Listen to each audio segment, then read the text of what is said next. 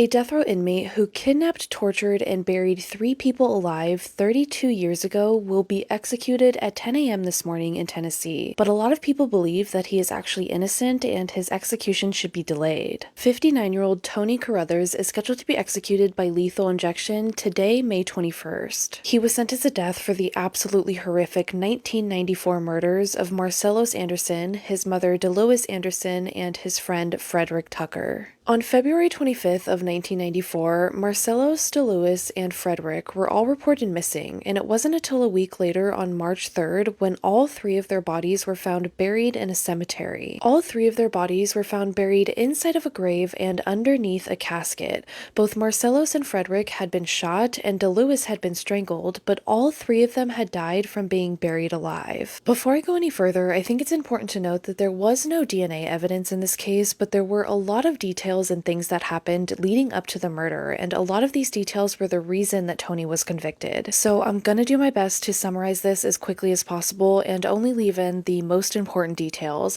I'm obviously not going to talk about every single detail in this case because it could take well over an hour. This actually begins back in September of 1993, roughly 5 months before the murders, when Tony was still incarcerated. He wrote multiple letters about a master plan where he talked about wanting to kidnap, rob, and murder Marcellos Anderson. Now, Marcellos Anderson was actually one of Tony's acquaintances. The 2 of them knew each other, but Marcellos was also a drug dealer who was known around town for wearing very expensive jewelry and always carrying a lot of cash on him, and this is why Tony targeted him. A couple months later, in November of 1993, Tony was assigned a work detail at a local cemetery where he actually had to assist with the burial of a body. And while he was there, he told another inmate by the name of Charles Ray Smith that a grave would be a good way to hide a body if you ever killed someone, saying, quote, "If you ain't got no body, you don't have a case." That same inmate, Charles Ray Smith, stated that a short time later, while they were still incarcerated, he overheard a conversation between Tony and another inmate named James Montgomery. And during that conversation, they were both discussing a plan to kidnap, rob, and murder Marcellos Anderson after they both got out of prison. Tony was released from prison in November of 1993, and the other inmate that heard all of these conversations, Charles Ray Smith, was released from prison the next month. Charles actually met up with Marcellos shortly after he was released from prison, and he tried to tell him that he overheard the conversation between Tony and James where they planned to rob and kill him,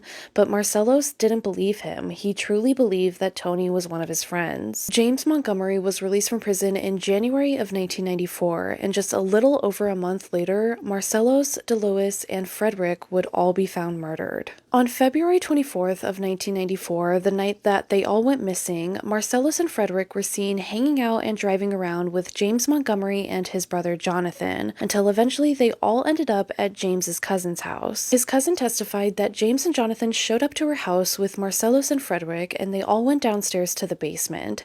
James then came back upstairs and told his cousin to leave with her children because something bad was going to happen, and she testified that it looked like a kidnapping had taken place. When she came back to the house several hours later, all of the men were still there, but now so was Tony. At some point while she was gone, Tony had also arrived to the house. She stated that when they all left, she saw that the men were leading Marcellos and Frederick to a Jeep, and she originally told police that when she saw this, she saw that Marcellos and Frederick's hands were tied behind their backs. But then at the trial, she recanted this statement and stated that she never saw their hands tied behind their backs, she just saw them being led to the car. After they were reported missing, police quickly discovered that the very last people to see them alive were James and Jonathan Montgomery, so they immediately brought Jonathan in for questioning. Jonathan eventually agreed to cooperate with the police, and on March 3rd, he led them to Rose Hill Cemetery, where they found the bodies of Marcellos, Delois, and Frederick buried in a grave underneath a casket. After this, James, Jonathan, and Tony were all arrested and charged with their murders. Shortly before the start of the trial in 1996, Jonathan Montgomery was found dead in his cell in prison after he had taken his own life. James and Tony went to trial together in 1996, where Tony actually had a significant problem with the attorneys. He kept arguing with every single one of them, and he went through 6 different attorneys before the judge finally told him that he would get the option of one more attorney or he would have to represent himself,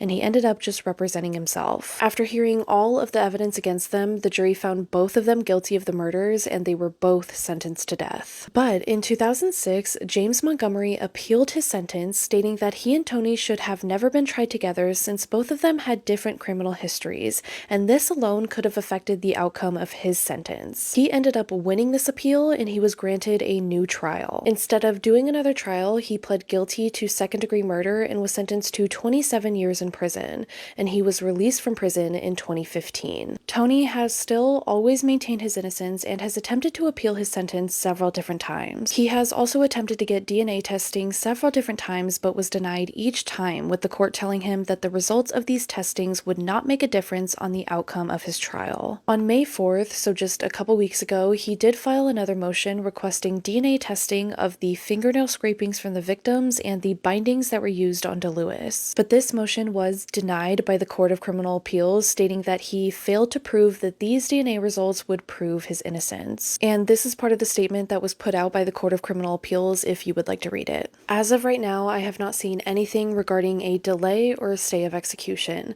so unless anything last minute happens, then Tony Carruthers will be executed by lethal injection at 10 a.m. this morning in the state of Tennessee. Before I end this video, I do want to take a moment to send my sincerest condolences to any loved ones of Marcellos, Delois, or Frederick. I am so incredibly sorry for your loss, and I truly do hope that one day you're able to find some sort of peace.